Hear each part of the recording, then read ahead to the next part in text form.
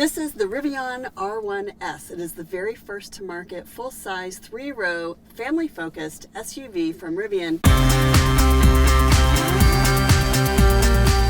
There is so much to learn in this car because everything that you would do in the controls, climate, radio, navigation, everything has been rethought by Rivian because they want you to have this amazing adventure experience. Normally, I learn all this stuff and then I tell you what I learned. Not today. Today, Nicole Johnson, who is head of HMI, Human Machine Interface for Rivian, is going to tell us how all this stuff works, how you get the things that you're used to using when you're in an SUV, and what the magic is in Rivian. So Nicole, thanks for spending some time with us. Happy to be here. Thanks, Patty. So let's talk about these two screens. So we have this screen here, and then we have the driver information screen, which, by the way, I'm going to point out is nicely integrated into the dash. It's kind of flat here, and we'll talk about the rest of this in a minute. But Nicole, while I have your time, show me how to turn down the air conditioning because I'm freezing. Okay, fantastic. Which I'm kidding, but show me how to turn down the air conditioning. Absolutely. So this is our driver display and center display, as you pointed out, and down here we have both for our driver and our passenger climate controls that are quickly and easily accessible. We come to our climate panel, and it gives you a variety of things, mainly, like you said, turning down the air. We actually didn't even have to open this. We could just turn this down here or raise it. So we're going to put it at, 72? Sounds about good. That sounds great. And I'll go to 72 as well. What we can also do is hit sync, and then we can both be at the same climate, and everybody can be comfortable. So I noticed these little snowflakes here. What is that? Yeah, so what we've done here is given you individual vent control. So you can actually press and hold and turn on and off vents individually so that each passenger... The R1S is a family vehicle. The R1s are, in general, both the S and the T are meant for road trips and family adventures and so forth. And so it's really the opportunity to make both passenger and driver as comfortable as possible. And so you can control vents here, turn things on and off. We can also control, if we have kids or family members in the back, we can control their airflow as well. So I can actually turn on heat in the footwell, so that's the air that... flows down, or I can turn it off. So we have our windshield vent, we have our two left and right, and then we have our two center vents that are for passenger and driver, and then we also have our footwell vents. So let's talk about entertainment. So how do I select my radio station or whatever it is I want to listen to? But tell me about how that works. So one of my favorite things, we have traditional FM radio. And in EVs, we don't have AM radio, so we have tune-in. And tune-in is a bit more like our satellite radio, essentially. So you have a wide variety of channels available here. My personal favorite and my R1T is our Spotify. And you can actually log into Spotify. Do you have your Spotify on your phone? I do. All right, let's log into Spotify. Okay, so all I need to do is access it on my phone. Just open your camera. Oh, wait, okay. This is my favorite because it's so quick and easy. We hop in and out of trucks all the time, and it's really fast. So you'll hit pair, and then it'll log you in, and we'll be listening to your tunes in a second. And you can listen to my Spotify account. How about that? Yep. And let's see what your music taste is. All right. Don't laugh. No, we will not. And so your Spotify can be also controlled through Bluetooth as well. So while that's loading up, we'll kind of come over to... We have a very poor signal, so this may take some time. We do. It's using 4G LTE. And so if we are in an area where there's a little less signal, there is a deer right there. That's amazing. Oh, my goodness. We are out in the wilderness full on. That's what's great about these types of events. We are. I'm trying to turn on the windshield wipers. Yeah, I was going to say, can you? I can't. It was not... Put your foot on the brake. Oh, there we go. It needs to know we're here. Yeah. There you go. There we go. There's the deer. It's pretty amazing. Just walking across the... Let's hope we're not... Yeah, nobody's on the track. We're fine. So, okay. Yes. So I can go through and find my... Yeah, you can go through, go into your library, and we can find your playlist if you have playlists. Yeah. We can search music. You can go to your recent stuff. So it's a bit more cool. It's a bit more than just kind of the more traditional type of interface. We have more space to use, so we're leveraging that. So it feels a bit more like the Spotify you'd find on your laptop or close to it. Oh, that's great. And so the other piece is, I know a lot of folks have Apple Music and different types of, streaming services they like to use. So the other way you can access your Spotify or anything else is actually by connecting through Bluetooth.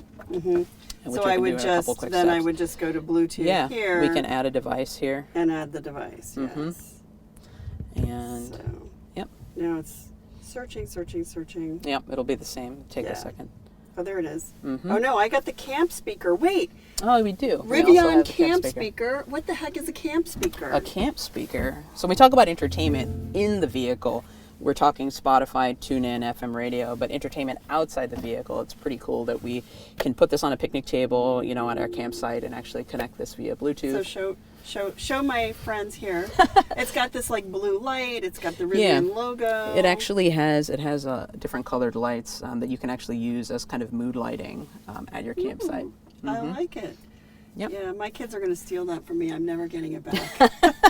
You do need to put it back in the vehicle to charge, so you'll get it back sometimes. Oh, okay, because it will die. Exactly. Okay, good to hear. I believe Good that's to your hear. phone, That's right? me. Yep, there you go. that is me. How funny is that? And then hit pair. And so now we're pairing with the car. With the car. Yeah. And then you can play. Now you're already logged in, so whether you want to allow contacts and all that good stuff. I don't. Okay, that's totally fair. And you can play your Apple Music or any other type of streaming service. So you kind of get the best of both worlds. I'm a Spotify person, so that's what I tend to use. So is there Apple CarPlay in this? There is not Apple CarPlay. Our strategy is to have a really integrated and personalized system. So we're bringing in the things you love, and we'll have. We have Spotify and TuneIn and so forth. Now there'll be more things that will come with over-the-air updates, which is our awesome ability that is allowing us to grow and expand the experience over time. So we want to try to make it personalized and seamless. And for us, CarPlay wasn't part of the core strategy. And so we're trying to build our platform for our Rivian customers that's really around our experience with adventure and so forth. Okay. And so no Apple CarPlay, no Android Auto. Navigation is standard. Navigation is totally standard. So I will have that. How do I send navigation? Can I send navigation from my phone to the car? Not yet. Not yet, but I'll be able to. That'll be something that will come in the future, most likely. Okay. Yeah. So we know that people, are on road trips together with friends and family, so that may be something in the future. And is there voice assistance? There is voice assistance. How does we do that have work? Alexa. Hey Alexa, open the front trunk. Hey Alexa, open the front trunk. Okay. And it's Our open. signal here is very important. It is. So yeah, and it's not the car. It is. I'm shocked that I have any bars on my phone at all because usually here I count on not having any signal. Exactly. So it might not let us do that. yeah. It's okay. So what else can Alexa do besides open the front? So Alexa can open closures. Alexa can also. He just came flying off the drift course. Yep. So yeah. Hopefully the deer's okay. Yeah. I think he'll be. Yeah. Fine. So I'm sorry. No, what can Alexa do besides open the front trunk? So Alexa can open all of the closures. She's listening now as well, and also help to control climate, and also access some of your Spotify and things like that. So you can do that on the fly. I use Alexa for like setting reminders and calendar stuff because I have Alexa at home, and so it's kind of seamless between those two worlds as you're logged in. But do I need Alexa at home to be able to use it in the Rivian? No, it's you don't. Just built in. So that's the voice system. Yeah. That's very cool. Yeah. So if you happen to have it at home, then it becomes, this kind of seamless at home in your car. I've set reminders at home, and then it brings in the vehicle. So it's kind of a nice connection between those two worlds. Yeah. Oh, that's very cool. Yeah. So let's talk about the driver information screen, which is the size of an iPad. Yep. So let's see. Let me put my foot on the brake so it knows we're here. And so what did you just do? So I did a press and hold here. So we're not driving at the moment. Therefore, there's three things we have here on the left at the moment. We have our efficiency graph, which is telling you about your propulsion as you're driving. And, if you're like me, I'm a bit of a lead foot sometimes. It kind of shows me where where my throttle and where my regen is happening and how I'm doing and am I optimizing my range, essentially. You press and hold again. This is our tire pressure monitoring system. Okay. It needs to kind of be driving to get the right exact pressure. So right now it's not showing anything, but we use this really quite often when we're off-roading. Sometimes you need to air down your tires. We come back on road, you air back up to our, our required spec. So this really helps to identify that. And then this is, well, we're not driving right now, but this would be your navigation. And what I like... Okay, I was looking for that this morning. Yep. You press and hold. You press and hold. Okay. What I like about that is that if my friends or family are playing around with Spotify and being the DJ in the vehicle, I can still see what our next turn is. Right, okay. So will the entire navigation display here? It'll be turn by turn. On the left-hand It'll side. give you turn by turn. Yep, it'll be turn by So turn. I set my navigation here, and then turn by turn will show up here. Exactly. Yep. Navigation, vehicle feedback, and energy efficiency. Is there anything else I can see in the driver screen? So if we were to go into, you have your foot on the brake? Okay. I do. So on our driver display, we're currently using Unreal, which is a 3D gaming engine. Wait, you're using what? Unreal. Unreal 3D gaming engine. Yep, and what that facilitates is the ability to, as you have your foot on the brake let off, you can actually see real-time feedback of the signals of the vehicle. So that's actually showing you the brake lamp in real time. So if go into drive. Okay. Actually, you know what? Better yet, open the door. Okay. Oh, look at that. Right. So it's So real-time. It's real-time information about what's happening with the vehicle as it's stationary. And you can see if the rear lift gate is open. You can. as You can see well. if any of the closures are open. Yeah. Oh, that's very cool. At night, you can see your headlights are on. You can even see something like the steering, the wheels look at turning, that. as you see the wheels Yeah. turning. Yep. Can, So it's- we see that? Try it again. Yeah. So you can see a lot of real-time feedback. That's very cool. And so as you go into drive, go ahead and put your foot on the brake. We'll go into drive there. So now we change the position, and of course we're out here in the beautiful, Upstate New mid-state. I've been yelled at for saying upstate. Oh. It's in mid-state New York, and so we're not on an actual paved road technically, and so we don't see anything through our cameras. But if we were on the freeway, we would have our Driver Plus, which is our suite of driver assistance features. So blind spot, lane departure, forward collision, and we have adaptive cruise control, and then our highest level of Driver Plus is highway assist, where you still need to keep your hands on the wheel, but we do have a capacitive touch steering wheel. Always keep your hands on the wheel. We do have a capacitive touch steering wheel, which basically means you can gently place your hands on the bottom of the wheel or wherever is comfortable, and you don't have to do, any kind of turning of the wheel. No white knuckles. No white knuckles, Okay. but you can drive comfortably, and it is steering for you. And so how do I turn on that system? So Driver Plus would be as we were in motion. Adaptive cruise control is, I'm going to go ahead and keep your foot on the brake, of course, is one solid press down, and of course we can't use it at the moment. So 'cause we're yeah, not in there's a motion. little indication that comes up here. Right. So we can potentially do another sequence on road and try to test that out, because right now it's not really. And as you see, it still did yeah, detect it did. the R1S that just passed us. Yeah. And then highway assist is a half press and then a full press down, and then it will activate highway assist. And it'll be great to show that in real time if we can get onto a road over here. Yeah. Okay. So yeah, the other piece there, I'm going to put us back into park here. This right side is dedicated to controlling Driver Plus once you're engaged. What that means is our roller here is to show increase or decrease following distance, and then this is increasing or decreasing speed. Okay. So if I've set it at 55 and I want to go up to 60. Bump it up a little bit. And I want to take it down. Yeah. And then if I want to, and I will see, we'll do this. Maybe we'll take a spin because we'll see the lines on the, on the driver information screen. We also want to try to make it easy, so you can do a press and hold and it'll bump up 5. Oh. Yeah. Oh, that's cool. Oh, that's cool. Okay. And the most important question, how do I turn up or down the radio, the Sure. volume on the radio? So there's 2 ways to do that, and Okay. again, because this is about family vehicle, about road trips, you have control here on the left, Okay, so I just, there we go. and then you Okay. can forward or advance, or go back on tracks with the 2 buttons on the left and right. So yeah, if we were listening to music, so if you want to put on one of your songs, we can do that. You pick. I don't know what let's see.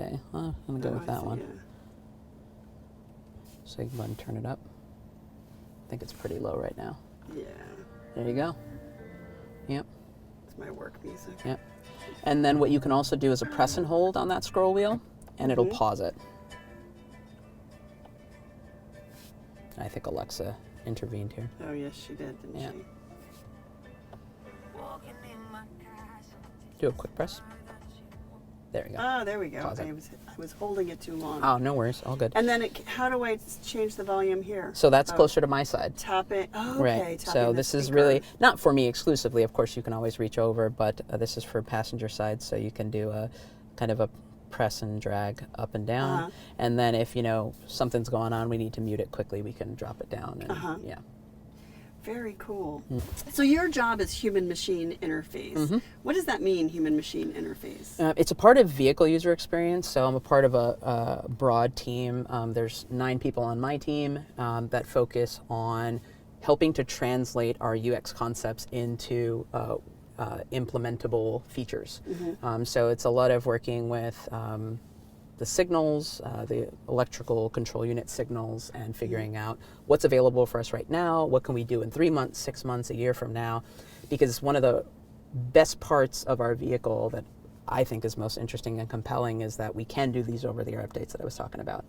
And so what that ultimately allows us to do is iterate on features over time. We don't have to deliver the kitchen sink and nail it the first time. In fact, nailing it the first time is pretty rare. I mean, it happens. So it allows us to really take in feedback on features and understand what customers need and how they're using our vehicle. How long have you been with Rivian? Since December 2020. And what did you do before?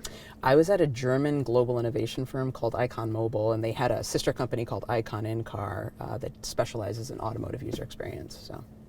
Yeah. And how did you get into working in automotive? I mean, when I was a little girl, my 2 uncles were always working on cars, and then my real catalyst was my 1991 Ford Mustang that was a 2.3 liter that my dad said was put together with spit and glue.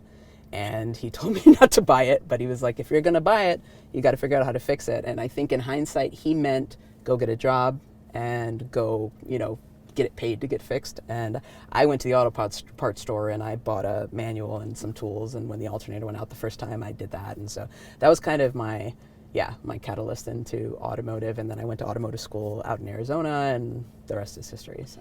And so you've been a car girl. Yeah. But you were a mechanic. I was. So tell us about that. Yeah, I was a mechanic for 6 years in Orange County over at Mercedes-Benz Laguna Niguel. So. Yep, and then I went to school for business, and then I got into UX and did a startup, and yeah. Did you ever think you'd end up in UX? That's like a crazy place to land. That happened so organically that no, absolutely not. No. But here I am, and I think that's really common for a lot of UX designers. They come from all over, and I think that's what allows us to all have really different and unique perspectives when designing. So what's your favorite, of all the things you've put into this car, what's your favorite feature? What do you like the most? Honestly, I think that the one it's really recent. It's our off-road drive mode, sand mode, and I think that's one of the most fun. That it was a whole come together of a lot of different teams on engineering and on design, but it's really elevated our vehicle in that sand dunes off-road category. So yeah, that's excellent. Yeah. Well, you're going to be doing some off-road driving today, We right? are. Some off-road coaching. Yeah. And we're going to do that. I'm going to ride with you. Awesome. And don't be afraid. Don't be afraid. No, please, don't be afraid. 'cause, my off-road skills are not great, so I'm trusting you and trusting the truck. No, we will be fine. We will be fine. I can handle it. Thank you, Nicole. Yeah, thanks, Scotty. Thanks for having me.